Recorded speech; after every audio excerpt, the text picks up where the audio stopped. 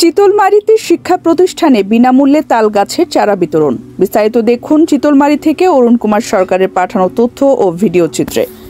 বাগেরহাটের চিতলমারী উপজেলায় কৃষি উৎপাদন বৃদ্ধি ও পরিবেশ রক্ষার লক্ষ্যে বিভিন্ন শিক্ষা প্রতিষ্ঠানে বিনামূল্যে তাল গাছের চারা ও উপকরণ বিতরণ করা হয়েছে। মঙ্গলবার সকাল 11টায় উপজেলা কৃষি সম্প্রসারণ অধিদপ্তরের আয়োজনে এবং 2024-25 অর্থ বছরের কৃষি পুনর্বাসন প্রণোদনা কর্মসূচির আওতায় উপজেলা কৃষি অফিস চত্বরে এই বিতরণ কার্যক্রম অনুষ্ঠিত হয়। অনুষ্ঠানে সভাপতিত্ব করেন উপজেলা নির্বাহী কর্মকর্তা তাপস পাল।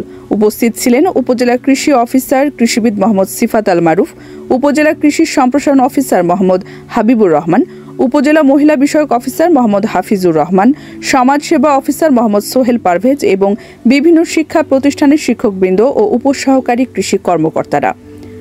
কৃষি অফিসার কৃষিবিদ মোহাম্মদ সিফাত আল মারুফ জানান, উপজেলার 7টি ইউনিয়নের 7টি শিক্ষা প্রতিষ্ঠানে 20টি করে মোট 140টি তাল গাছের চারা বিতরণ করা হয়েছে।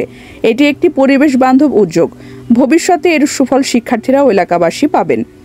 চারা বিতরণ পাওয়া শিক্ষা প্রতিষ্ঠানগুলো হলো ত্রিপল্লী মাধ্যমিক বিদ্যালয়, সন্তোষপুর মাধ্যমিক বিদ্যালয়, বড়বাড়িয়া মাধ্যমিক বিদ্যালয়, মুক্ত বাংলা চারিপল্লী মাধ্যমিক বিদ্যালয়, করাতদিয়া সরকারি প্রাথমিক বিদ্যালয়, শৈলদাহ SESDP মডেল উচ্চ বিদ্যালয়, চরবানিয়ারি নেছারিয়া দাখিল মাদ্রাসা।